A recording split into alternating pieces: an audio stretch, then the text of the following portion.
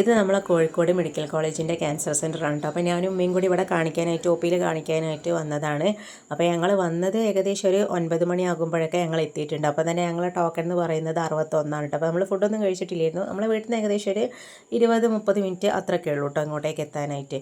അപ്പോൾ ഉമ്മ ഇവിടെ ചായ കുടിക്കാനായിട്ട് വന്നു കേട്ടോ. ഇത് പാലക്കൽ ട്രേഡേഴ്സ് എന്ന് പറഞ്ഞാൽ എന്താ എനിക്ക് തോന്നുന്നത് അവർ കുന്നമംഗലത്തുള്ള ഒരു പെട്രോൾ പമ്പ് അങ്ങനെ എന്തോ തോന്നുന്നു കേട്ടോ. പക്ഷേ എനിക്ക് കറക്റ്റ് അറിയില്ല.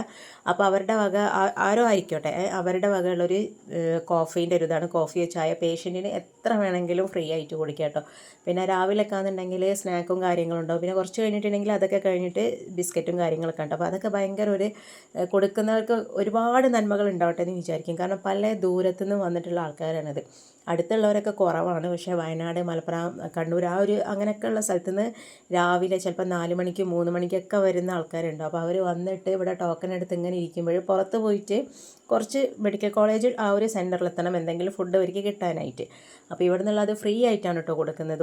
പൈസ ഒന്നും വാങ്ങുന്നില്ല. അപ്പോൾ ഭയങ്കര ഒരു നല്ലൊരു കാര്യമാണ് അവർ ചെയ്യുന്നത്. അവർക്ക് ഒരുപാട് കൊടുക്കട്ടെ എന്ന് നമുക്ക് പ്രാർത്ഥിക്കാൻ തോന്നും. കാരണം അത്രയും നല്ലൊരു കാര്യമാണ് ചെയ്യുന്നത്. അപ്പോൾ ഇവിടെ ക്രിസ്മസിൻ്റെ ഒരു ഇതൊക്കെ ഉണ്ട്. ഇവിടെ വന്നാൽ മെയിനായിട്ടുള്ളൊരു ഇതെന്ന് പറഞ്ഞിട്ടുണ്ടെങ്കിൽ നമുക്ക് ഡോക്ടറെ കൺസൾട്ട് ചെയ്യാമെന്ന് പറഞ്ഞിട്ടുണ്ടെങ്കിൽ ഭയങ്കര ബുദ്ധിമുട്ടുള്ള കാര്യമാണ്. കാരണം എന്താണെന്ന് ചോദിച്ചിട്ടുണ്ടെങ്കിൽ 6-7 OP ഉണ്ട്. പക്ഷേ എപ്പോഴും ഞാൻ വന്നിടത്തോളം ഞാൻ കണ്ടിട്ടുള്ളത് 2-3 OPയിൽ അവിടെ ഡോക്ടേഴ്സ് ഉണ്ടാകത്തുള്ളൂ. അപ്പോൾ ചിലപ്പോൾ അത് ഉച്ച വരെ ഭയങ്കര ഒരു സ്ലോലി ആയിട്ടാണ് ആ ഒരു കൺസൾട്ടിങ് നടക്കുക. പിന്നെ കുറച്ച് കഴിഞ്ഞാൽ ഭയങ്കര സ്പീഡായിരിക്കും.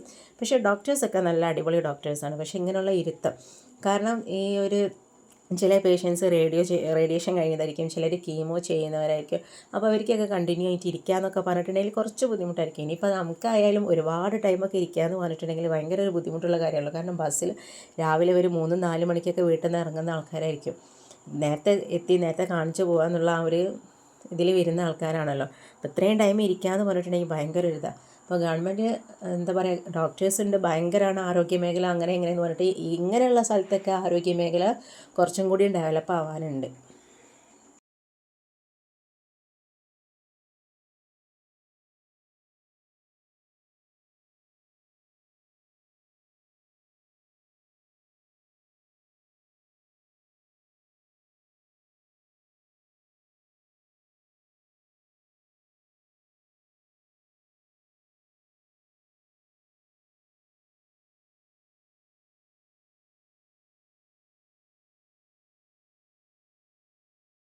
ട്രീറ്റ്മെൻറ്റും എല്ലാം ഫ്രീ ആണ്. അതൊക്കെ ഗവൺമെൻറ് ചെയ്യുന്ന നല്ല കാര്യം തന്നെയാണ്. പക്ഷേ എന്താണെന്ന് വെച്ചിട്ടുണ്ടെങ്കിൽ ഈ ഒരു കാത്തിരിപ്പ്, അപ്പോൾ ആ ഒരു ഫുൾ 7-8 OP ഉള്ളതിൽ അതിലെല്ലാം ഡോക്ടേഴ്സ് ഉണ്ടെങ്കിൽ കുറച്ചും കൂടി സ്പീഡായിട്ട് കാര്യങ്ങൾ നടക്കും. ഇവർക്ക് പെട്ടെന്ന് തന്നെ വീട്ടിൽ പോകാനൊക്കെ ആയിട്ട് സാധിക്കും. അപ്പം ഇനിയെങ്കിലും നമ്മളെ ആരോഗ്യമേഖലയൊക്കെ കുറേ മാറേണ്ടതായിട്ടുണ്ട്. കാരണം പ്രൈവറ്റ് ഹോസ്പിറ്റലാണെന്നുണ്ടെങ്കിൽ ഒരു പ്രശ്നമില്ല, പോയി കാണിക്കലും വരലൊക്കെ ഒന്നിച്ച് അങ്ങോട്ട് കഴിയും ചെയ്യും. ഫസ്റ്റിലൊക്കെ നമുക്ക് പ്രൈവറ്റിലൊക്കെ കാണിക്കാനൊക്കെ ആയിട്ട് കഴിയും. പിന്നെ റേഡിയേഷനും കീമോയും എന്നൊക്കെ പറഞ്ഞിട്ടുണ്ടെങ്കിൽ നല്ല ചാർജ് വരുന്ന ട്രീറ്റ്മെൻറ്റാണ്. അപ്പം മെഡിക്കൽ കോളേജ് ആകുമ്പോൾ, കാരണം മെഡിക്കൽ കോളേജും നല്ല ട്രീറ്റ്മെൻറ്റ് നല്ല അടിപൊളിയാണ്. കാരണം വെച്ചാൽ നല്ല ഡോക്ടേഴ്സാണ്, നല്ല സ്റ്റാഫാണ്, എല്ലാവരും നല്ലതാണ്. നല്ല പിന്നെ ഡെവലപ്പ് എന്താ പറയുക, മെച്ചപ്പെട്ട ചികിത്സാ രീതികളുമാണ് ഉള്ളത്. പക്ഷേ അത് പറഞ്ഞിട്ട് കാര്യമില്ലല്ലോ. നമുക്ക് എന്താ വെച്ചാൽ ഈ ഒരു കാത്തിരിപ്പ് എന്ന് പറഞ്ഞിട്ടുണ്ടെങ്കിൽ ഭയങ്കര ഒരു ബുദ്ധിമുട്ടുള്ളൊരു സംഗതി. പ്രത്യേകിച്ച് എന്ത് അസുഖമാണെന്നുണ്ടെങ്കിലും അസുഖമുള്ള ഒരാളിങ്ങനെ വെയിറ്റ് ചെയ്തിരിക്കുക എന്ന് പറയുമ്പോൾ അവർക്ക് പല ബുദ്ധിമുട്ടും കാര്യങ്ങളൊക്കെ ഉണ്ടാവും. അപ്പം ആരോഗ്യമേഖല കുറച്ചല്ല നല്ല രീതിക്ക് തന്നെ ഉഷാറാവാനുണ്ട്. കാരണം എന്താണെന്ന് വെച്ചിട്ടുണ്ടെങ്കിൽ കുറച്ച് ഡോക്ടേഴ്സിനൊക്കെ നിയമിച്ചിട്ട് കുറച്ചൊന്ന് എല്ലാ കാര്യങ്ങളും സ്പീഡപ്പ് ആക്കാം. അല്ലാതെ എങ്ങനെ എപ്പോഴും ഭയങ്കര വികസനം എന്ന് പറഞ്ഞിട്ട് ആ ഒരു വികസനം നമുക്ക് സാധാരണക്കാർക്ക് അവിടെ നോക്കുമ്പോൾ നമുക്ക് കാണാൻ പറ്റുന്നില്ല. കുറേ മെഷീനറീസും സ്റ്റാഫ് ഒക്കെ ഉണ്ടായിട്ട് കാര്യമില്ല, അതിനനുസരിച്ച് ഡോക്ടേഴ്സും എല്ലാം വേണ്ടേ.